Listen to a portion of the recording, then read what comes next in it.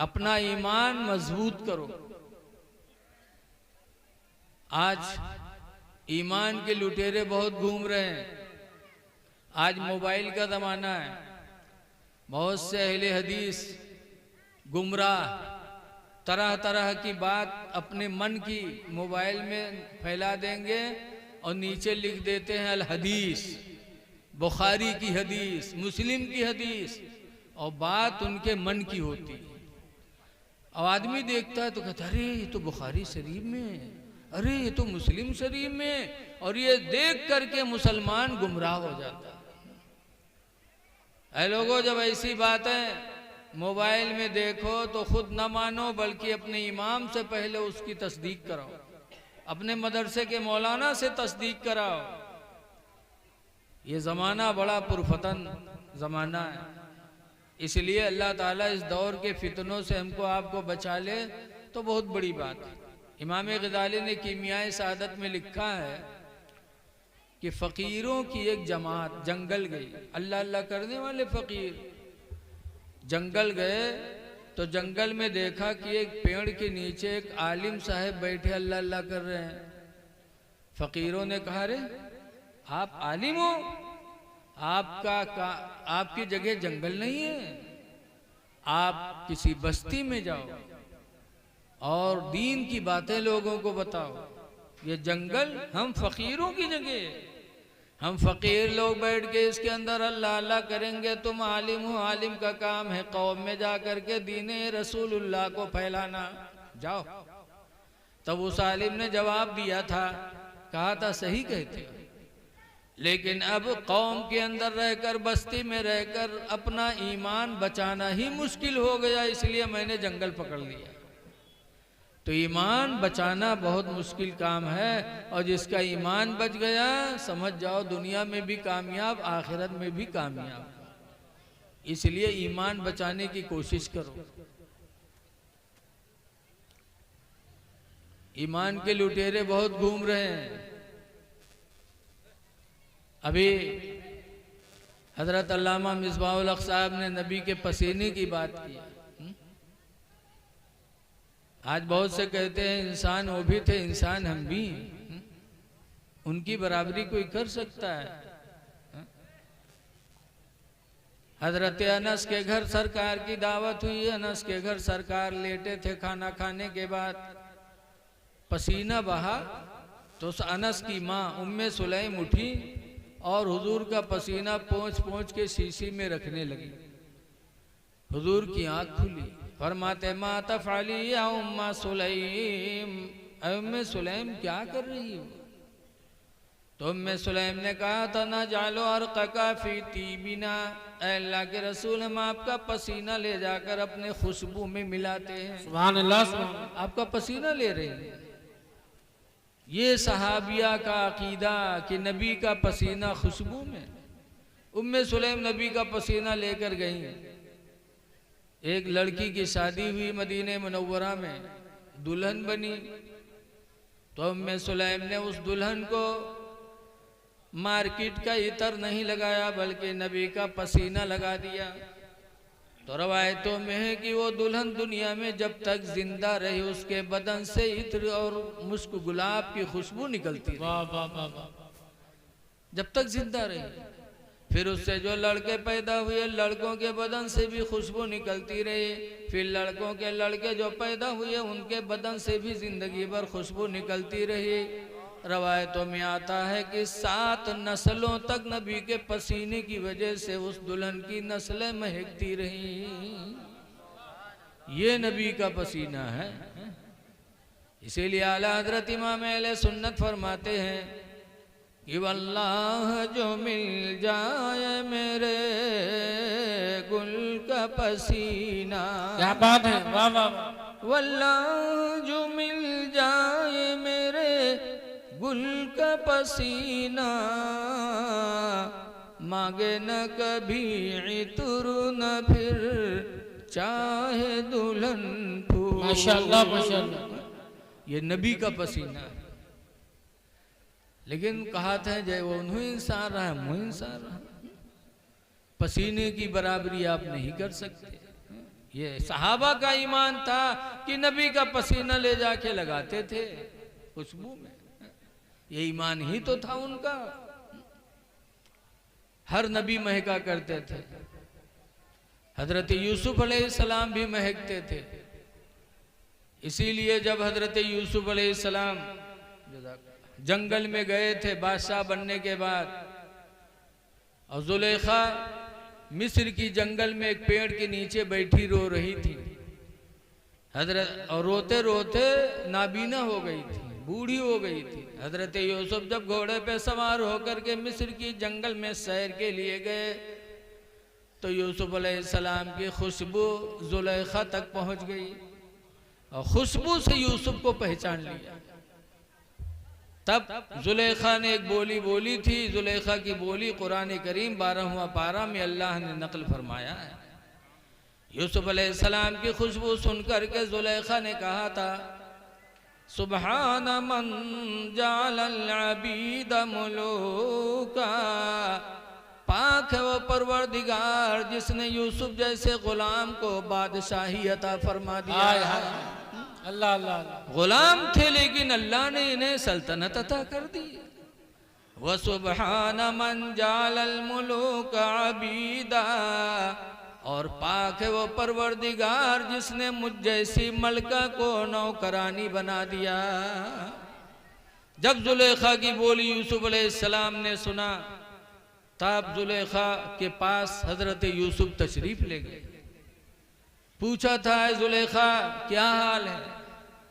तब जुलेखा ने कहा था, यूसुफ जानते हो कि तुम्हारी याद में मैंने जंगल को बसेरा बना लिया, और तुम्हारी याद में रोते रोते मैंने आंखों की बीनाई गंवा दिया।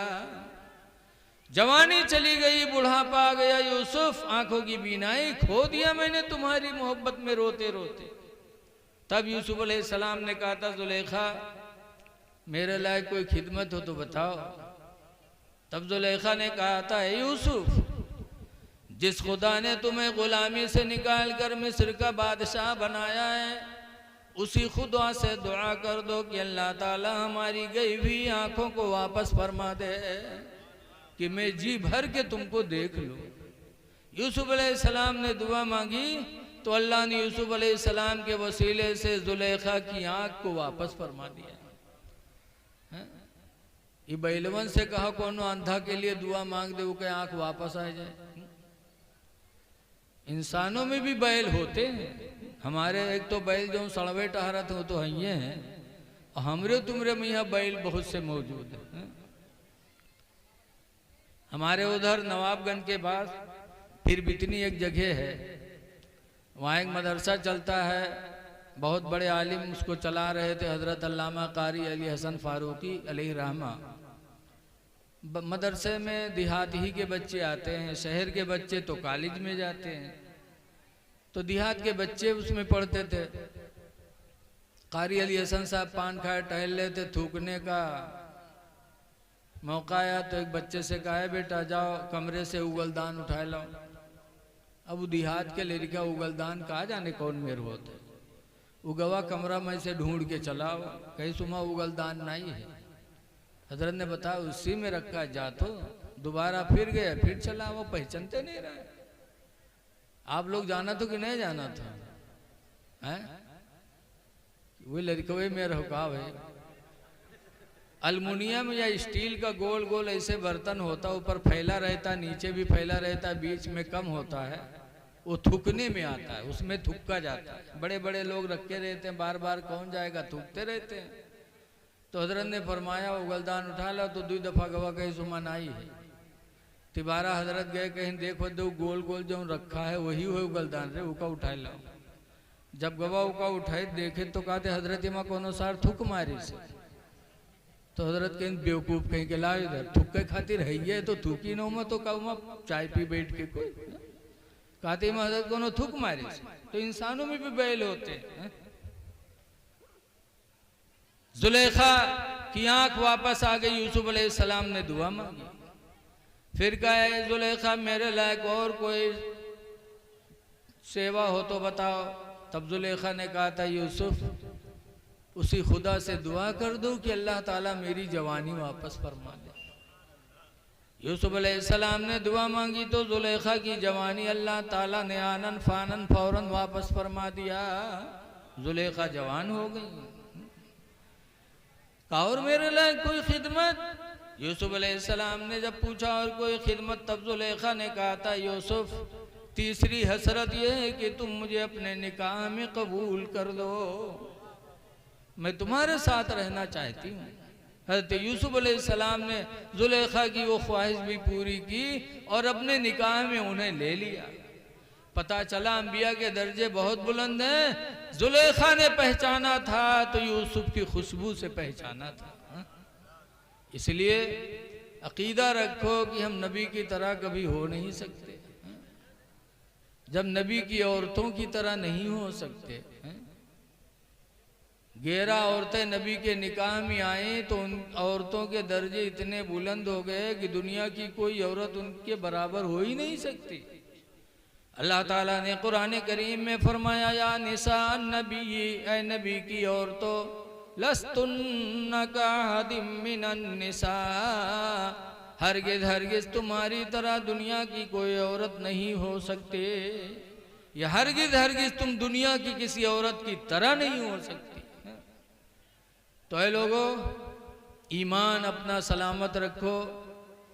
ईमान रखो कि जिस नबी का हमने कलमा पढ़ा उस नबी को अल्लाह ताला ने इल्म गैब अता फरमाया है और उनके वसीले से उनकी बेटी को भी अल्लाह ने इल्म गैब अता फरमा दिया। इसीलिए सना 11 हिजरी। अच्छा बताओ करबला किस सन में हुआ? 61 हिजरी में करबला का मामला हुआ और 11 हिजरी में रसूलुल्लाह की बेटी फातिमा का इंतकाल हुआ। 50 साल बाद जो होने वाला था फातिमा ने पहले ही बता दिया। हजरत अली शेर खुदा रदी अल्लाह ताला अन्हु की रमज़ान की 3 तारीख को बुलाया और कहा, अल्लाह के शेर अली, आज की रात मेरे इंतकाल की रात है, आज रात में दुनिया से रुखसत हो जाऊंगी, लिहाजा अली मेरी कुछ वसीयतें सुन लो। पहली वसीयत यह है कि मेरे मरने के बाद हसन हुसैन को मारना नहीं। एक माँ को अपनी औलाद से बहुत मोहब्बत होती है। पहली वसीयत यह है कि मेरे मरने के बाद हसन हुसैन को मारना नहीं, और दूसरी वसीयत यह है कि मेरे मरने पर रोना चिल्लाना नहीं। मना किया था खातून जन्नत ने रोने से, इसलिए कि बहुत से लोग हैं जो महतारी बाप के मरे पर कम रो थे, मेहरुआ के मरे पर ज्यादा रो थे। बोलो, हमारे एक मिलने वाले थे, उनके अब्बा के इंतकाल हुआ तो हमका बुलैन गए तो गमगीन रहे, कोई बात नहीं, मिट्टी दे के चले आए। उसके बाद उनके महतारी मरी, तब गए, तब वो गमगीन थे, मिट्टी दे के चले आए। कुछ दिन के बाद उनके मेहरुआ मरी। जब उमा पहुँचे तो जैसे देखें वैसे दौड़े और लपटी आएगी, कहें ओ मौलाना साहब हम तो यतीम हो गए, ओ मौलाना साहब हम यतीम हो गए। हम कहें ये चूती एक देखो, जब बप्पा मरे तब ना यतीम भवा, महतारी मरी तो ना यतीम भवा, मेहरुआ मर गए तो यतीम हो गए। तो फातिमा ज़हरा रदी अल्लाह ताला अन्हा ने फरमाया, ऐ अली मेरे मरने पर रोना चिल्लाना नहीं, मना कर दिया था। आला हजरत भी फरमाते हैं रोने से कुछ होता नहीं। इरशाद फरमाते हैं, आँखें रो रो के सुजाने वाले, अल्लाह अल्लाह, आँखें रो रो के सुजाने वाले और जाने वाले नहीं आने वाले। वाह वाह वाह वाह, नारे तकबीर, नारे रिसालत, मसलके आला हज़रत, कंजुल ईमान कॉन्फ्रेंस, इसने दस्तार बंदी, हज़रत अल्लामा मुफ्ती रफीक आलम साहब क़िबला खन्नापुरी, उलमाए अहले सुन्नत। सुभान अल्लाह। रोना चिल्लाना नहीं। आजकल सब रोते हैं, और ज्यादातर को रोवत है जाना तो ये बच्चे के जब तक शादी नहीं होते तब तक तो बड़े प्यार से अब्बू अब्बू अम्मी अम्मी, और जहाँ फूल जहाँ घर में आई और काने फूंक छोड़ी उनकी बुढ़िया बुढ़वक पीछे कब तक करे रही। बस यक्के फूंक में नौजवान का लेके अलग हो जाता, फिर अब्बा अम्मा से कोई मतलब नहीं। लेकिन जब एक जमाना गुजरने के बाद जब उसके सास ससुर का इंतकाल होता है तब वो पतो यह रोवत, बोलचाल बंद की है, कोई मतलब नहीं। और जब सास मरी है ससुर मरी है तब पतो हुआ रोई, जय अररा गिरी धूं से, फिर उठिए फिर गिरी भड़ाम से, लागत है यहो साथन चल रही। ये मक्कारी न हो तो क्या हो बोलो, जिंदगी में तो तुमने सताया।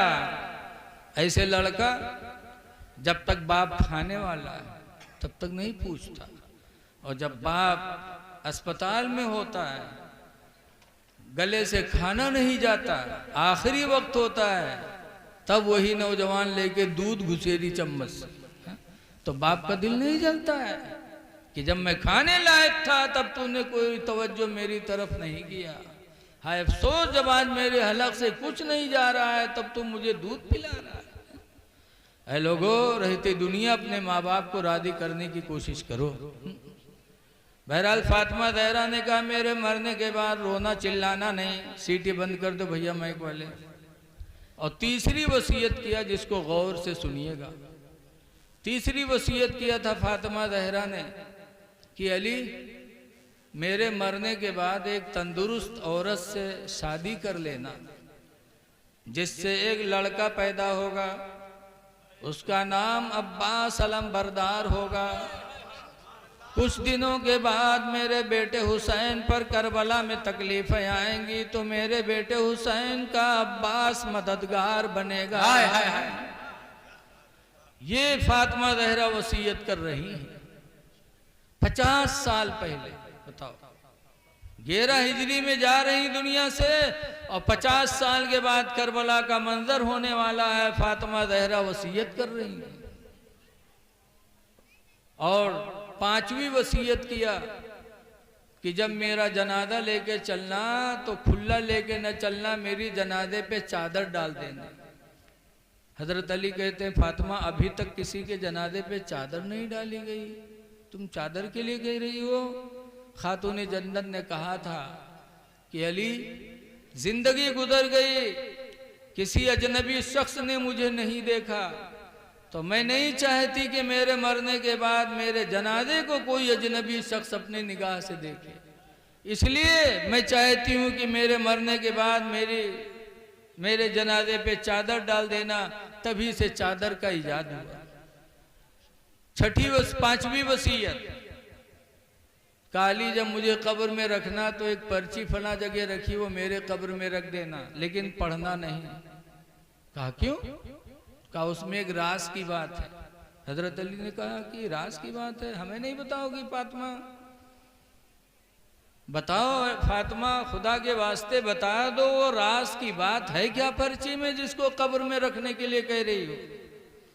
तब फातिमा ज़हरा ने कहा था कि मेरा निकाह जब आपसे हुआ था तो महर में अल्लाह ताला ने मेरे अब्बा से कहा था कि फातिमा अली से निकाह कर लें, महर में 400 मिस्काल चांदी रखी जाएगी। तो मैंने कहा था महर पसंद नहीं, तो फिर जिब्रील को भेजकर बताया गया था कि जन्नत और जन्नत की सारी नेमतें फातिमा के लिए हैं, शादी कर लें। तब भी मैंने कहा था मुझे महर नहीं चाहिए। तब कहा था क्या चाहती हो? तब फातिमा कहती मैंने अब्बा से कहा था अब्बू अपनी उम्मत की मग़फ़िरत के लिए आप पहाड़ियों में रातों रात रोया करते हैं, मैं चाहती हूँ कि मेरे महर में अल्लाह आपकी उम्मत की मग़फ़िरत कर दे। ये जब तमन्ना जाहिर की तो थोड़ी देर बाद हजरत जिब्रील अमीन एक पर्ची लेके आए थे और उस पर्ची को हुजूर को दिया था। उस पर्ची में अल्लाह ने लिखा था जअलतु शफाअत उम्मती मुहम्मदिन सदाक़ा फातिमा, कि मैंने फातिमा की महर में मोहम्मद की उम्मत की मैंने मगफिरत कर दिया। नारे तकबीर, नारे रिसालत, मसलके आला हज़रत, फैज़ाने पंजतने पाक, जश्ने दस्तार बंदी। वाह वाह वाह। अली, उस पर्ची को मैंने बहुत संभाल के रखा है। बताओ, अब आजकल मेहरवन के यहाँ जमीन के बैनामा कराए के बैनामा कागज दो, 2 महीने के बाद पूछो कागजबा उठाएला तो कहीं 2 थी दही दिया रहा मिलते नहीं, बैनामा कागज खोए देते। और फातिमा ज़हरा ने एक मुख्तसर सी पर्ची को संभाल के रखा, काली मेरे कब्र में रख देना, ताकि कल कयामत के दिन अगर मेरे अब्बा का एक उम्मती अगर जहन्नम में जाएगा तो मैं रब के सामने पर्ची लेके खड़ी हो जाऊंगी कि मेरे परवरदिगार, मेरे महर में तूने मेरे अब्बा की उम्मत की मगफिरत रखी थी, फिर मेरे अब्बा का उम्मती जहन्नम में कैसे जाए? रख देना। इसी हदीस से, इसी रवायत से कब्र में जो अहदनामा रखा जाता है ये वहीं से साबित है कि कब्र में जो हम लोग अहदनामा रखते हैं वो खातून जन्नत ने पर्ची रखी थी, तो आज हम अहदनामा रखते हैं ताकि अल्लाह की रहमत हम पर मुतवज्जा हो जाए। लेकिन कुछ लोग नए सुधरत हैं, क्या किया जाए? फातिहा करो तो वहू का कहा था, फातिहा का हुआ पहुंच जाते। जैसे हमारे गांव में एक जुठारी बाबा रहे, झूठ ज्यादा बोलत रहा तो गांव वाले बाबा के नामे रख दिन जुठारी, जुठारी बाबा। एक दिन 4-5 ठोरे पहुंचे वही बैलवे और कहे लागे बाबा ये खाना सामने दे के काहे फातिहा करो, तो ये खाना का कबर में जाते कहा? तो जाहिल ना जुठारी बाबा। तो कहें हाँ भैया, जब रखा था तो कबर में जैते हुई, तो कहीं जात हुई तो खैतो हुई है मुर्दा, तो कहें हाँ भैया जय तो खैबे करी है, तो कहीं जब खात हुई है तो कबर में हगतो हुई हैं, बड़े ढीठ होते हैं। तो जुठारी बाबा कहें हाँ भैया खई है तो हगबे करी हैं, तो कहें तुमरे मुर्दन के कबर में बड़ी गंदगी रहा थे। तो जुठारी बाबा कहने भैया गंदगी ना रहा थे, कहीं काहे? कहीं हम लोग फातिहा करी थे, कबर में खाना जाते हैं, हमार मुर्दा खाते हैं, हगत हैं, और तुम लोग कुछ करत नहीं हो तो तुम्हार मुर्दा भूखे पड़े रहा थे, तो वही का दौर दौरू साफ किया करत, यहाँ से आमदनी वहां से खर्चा। जाहिल को जाहिल ही जवाब दे सकता है। कहा थे फातिहा रखा तो देख, फातिहा के खाना कबर में जाते का? अरे अभी भी कुर्बानी आपने किया है, कुर्बानी का जानवर ज़बह करने के बाद आप दुआ मांगते हो, अल्लाहुम्मा तक़ब्बल हाज़िहिल उज़हिया, अल्लाह इस कुर्बानी को तू अपनी बारगाह में कबूल फरमा ले। मांगते हो कि नहीं मांगते? तो कई बकरवा हूँ उठ के चला जाता, बकरा नहीं जाता। कुरान में है लयनालल्लाह लुहूमुहा, हरगिज हरगिज कुर्बानी का गोश्त अल्लाह के यहाँ नहीं जाता, वला दिमाउहा, और न तो कुर्बानी के जानवर का खून अल्लाह के यहाँ जाता, न खून जाता न गोश्त जाता। जब जाते नहीं तो कुर्बानी करावत का है। लेकिन आगे अल्लाह फरमाता कुरान में, वलाकिन यनालहु तक़वा मिनकुम, लेकिन तुम्हारी दिल की परहेजगारी खुदा के यहाँ जाती है। तुम्हारा दिल का सौदा बारगाह मौला में जाता है कि मेरे बंदे ने मेरी रजा के लिए अपने माल की कुर्बानी की है, तो अल्लाह उसे कबूल फरमा लेता है। तो ऐसे हम लोग करते हैं। बहरहाल फातिमा ज़हरा की वसीयतें पूरी हो गई। जैसे वसीयत पूरी हुई मलकुल मौत आ गए। हदीस पाक में लम्मा नज़ल अलैहा मलकुल मौत, जब मौत का फरिश्ता फातिमा के दरवाजे पे नाजिल हुआ, वक़रअल बाब, और फातिमा के दरवाजे को खटखटाया। फातिमा पूछती कौन? बताया मैं मलकुल मौत रूह निकालने आया हूँ।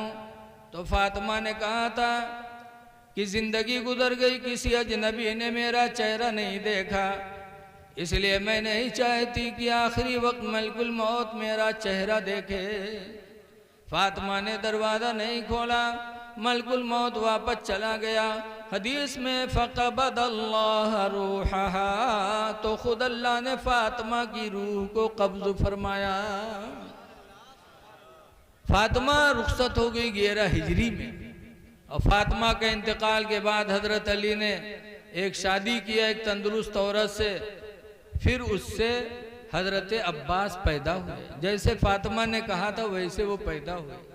जब पैदा हुए बड़े खूबसूरत थे हजरत अब्बास अलमबरदार, खानदान के हर लोग खुश, आते थे गोदी में लेते थे, लेकिन अब्बास की आंखें बंद थी तो पूरे खानदान को गम, कितना खूबसूरत बच्चा अब आंखों से माजूर है। सब लोग गोदी लेते थे, खुश भी होते थे, गमगीन भी होते थे। इतने में हजरत इमाम हुसैन भी अपने भाई को गोदी में लेने के लिए गए और इमाम हुसैन ने जैसे अब्बास अलमबरदार को गोदी में लिया, जैसे अब्बास को हुसैन की खुशबू मिली वैसे अब्बास ने आंखें खोल दी और खोली तो सबसे पहले अब्बास ने दुनिया में क्या देखा? इमाम हुसैन का चेहरा देखा। सबसे पहला चेहरा देखा हजरत अब्बास ने, हुसैन की गोदी में आंख खोली। इसीलिए जब 50 साल के बाद करबला का मंजर हुआ और हजरत अब्बास पर यजीदियों ने तीरें बरसाई, हजरत अब्बास जब घोड़े से नीचे आए तब पुकारा था, या मौला हो अदरिकनी, ऐ मेरे आका मेरी खबर लो। हजरत अब्बास इमाम हुसैन के भाई थे, लेकिन इमाम हुसैन को अदबन कभी भाई नहीं कहा। हमेशा इमाम हुसैन को अब्बास कहते थे या मौलाई, ऐ मेरे आका। हमेशा आका कहते थे, अदब था। अब आज तो कुछ बदतमीज है जो नबी को अपना भाई कहते हैं। बताओ, हजरत अली को मेरे नबी ने अपना भाई कहा हिजरत के मौके पर। जब हुजूर मक्का से हिजरत करके मदीना गए, बहुत से मदीने के मक्का के गरीब मुसलमान मदीना पहुंचे, घर बार बीवी बच्चे माल दौलत सब मक्का छोड़ दिया, अल्लाह रसूल की मोहब्बत में सब छोड़कर मदीना पहुंच गए गरीब। तब हुजूर ने मदीने के अंसारियों को जमा किया और फरमाए, मदीने के अंसारियों, ये मक्का से आने वाले मुसलमान सब तुम्हारे भाई हैं। जब इतना कहा तो मदीने के अंसारी एक एक मक्का के मुसलमान का हाथ पकड़ पकड़ के घर ले जाने लगे। बचा कौन? मक्का से आने वाले में हजरत अली रदी अल्लाह अन्हु। हजरत अली को किसी अंसारी ने अपना भाई नहीं बनाया। जब सब मक्का के मुसलमानों को मदीने के अंसारियों ने अपना भाई बना बना के लेके चले गए, हजरत अली अकेले बचे। तब हजरत अली रोने लगे। जब रोने लगे तो हुजूर ने फरमाया, अली रो रहे हो?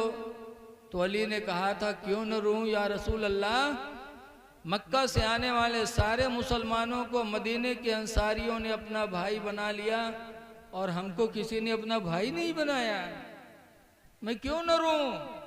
तब हुजूर ने फरमाया था, अली रो नहीं, मक्का से आने वाले मुसलमान ये सब मदीने के अंसारियों के भाई हैं, लेकिन तुम तो सरकार फरमाते, अंत आखी फि दुनिया वल आखिरा, अली तुम मेरे भाई हो दुनिया में भी और आखिरत में भी। वाह वाह वाह। सरकार ने हजरत अली को अपना भाई कहा, लेकिन अली की जिंदगी पढ़ डालो पूरी, अली ने जिंदगी में कभी रसूलुल्लाह को अपना भाई नहीं कहा। हमेशा हजरत अली या रसूल अल्लाह कहते थे, या हबीब अल्लाह कहते थे। तो हजरत अब्बास इमाम हुसैन के भाई थे, लेकिन कभी जिंदगी में भाई हुसैन को नहीं कहा, बस मौला आका कहते रहे।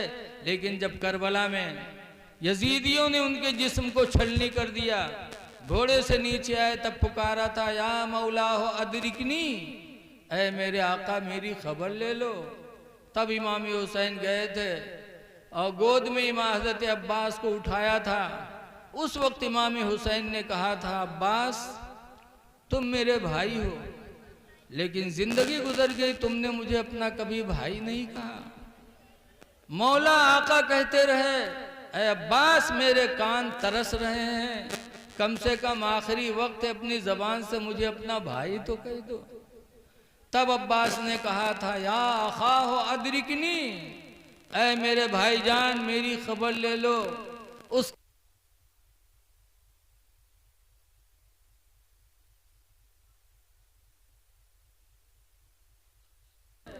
कि जिसकी गोद में अब्बास ने आंखें खोली थीं, आज उसी की गोद में अब्बास की आंखें हमेशा के लिए बंद हो रही हैं और उसके बाद जिस्म से रूह निकल गई, इमाम हुसैन की गोद में शहीद हो गए। इन्ना लिल्लाहि व इन्ना इलैहि राजिऊन। इससे अकीदा रखो कि 50 साल के बाद क्या होने वाला था, वो नबी की बेटी 50 साल पहले मदीने में खबर देगी, और जो दिया वो हुआ। तो नबी का इल्म गैब तो है ही है, अल्लाह ने नबी के वसीले से नबी की औलादों को भी इल्म गैब अता फरमा दिया। इसलिए लोगों अपना अकीदा अच्छा रखो। बस कुरान का आयत का तर्जमा सुन लो। अल्लाह फरमाता है क़द अफ़लहल मोमिनून, ईमान वाले कामयाब हो गए। आप लोग बहुत खुश हुए कि हम लोग कामयाब हैं, लेकिन आगे शर्त लगी। क्या? कौन ईमान वाले कामयाब हैं? अल्लाह फरमाता अल्लज़ीना हुम फ़ी सलातिहिम ख़ाशिऊन, वो ईमान वाले कामयाब हैं जो अपनी नमाज़ों में खुशू किया करते हैं। वो ईमान वाले कामयाब है जो नमाज़ों में खुशू करते हैं। खुशू का मतलब कि जब नमाज पढ़ते हैं तो उनकी पूरी तवज्जो खुदा की तरफ होती है, तो वो कामयाब है। और जो नमाजें नहीं पढ़ा था, बताओ उनके क्या हाल है। कुरान ने शर्त लगा दिया, लिहाजा ईमान वालों अपने नसीब पे नाज करो कि अल्लाह ने आपको ईमान वाला बनाया है, इसलिए नमाज को पढ़िए और नमाज में अपने रब की तरफ पूरी पूरी तवज्जो रखिए, खुशू खुजू करिए। लेकिन आज लोग नमाज भी पढ़ते हैं और पूरे मस्जिद के मुआयनों की हक़रत। देखो करिए यार, वहाँ पढ़ो करिए नमाज।